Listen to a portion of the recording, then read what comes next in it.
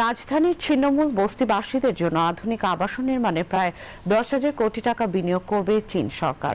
সকালে সচিবালয়ে স্থানীয় সরকার পল্লী উন্নয়ন ও সমবায় মন্ত্রী ডক্টর আব্দুল মঈন খানের সঙ্গে ঢাকায় নিযুক্ত চীনের রাষ্ট্রদূত ইয়াও ওয়েন সৌজন্য সাক্ষাৎ করতে এসে এ আগ্রহ প্রকাশ করেন। সাক্ষাৎকারে স্থানীয় সরকার পল্লী উন্নয়ন ও সমবায় প্রতিমন্ত্রী মীর শাহ আলম সহ মন্ত্রণালয়ের ঊর্ধ্বতন কর্মকর্তাগণ উপস্থিত ছিলেন। বৈঠক শেষে সাংবাদিকদের সঙ্গে আলাপকালে এলজিআরডি প্রতিমন্ত্রী বলেন, ঢাকা 17 নির্বাচনী এলাকার করাইল, সাততলা বস্তি ও ভাসানটেকে বসবাসরত বস্তিবাসীদের জন্য আধুনিক আবাসন ব্যবস্থা নিশ্চিত করতে চায় স্থানীয় সরকার। তিনি বলেন, ইতোমধ্যে প্রায় 10,000 কোটি টাকার আবাসন প্রকল্পের প্রস্তাব অর্থনৈতিক সম্পর্ক বিভাগ বা ইআরডির মাধ্যমে চীনের কাছে দেওয়া হয়েছে এবং প্রস্তাবটি বিবেচনার আশ্বাস দিয়েছে চীন সরকার।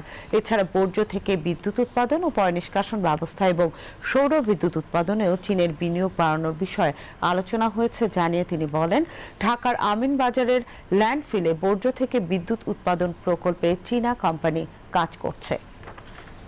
ওয়েস্ট ম্যানেজমেন্টে তাদের তো ইনভেস্ট আছেই।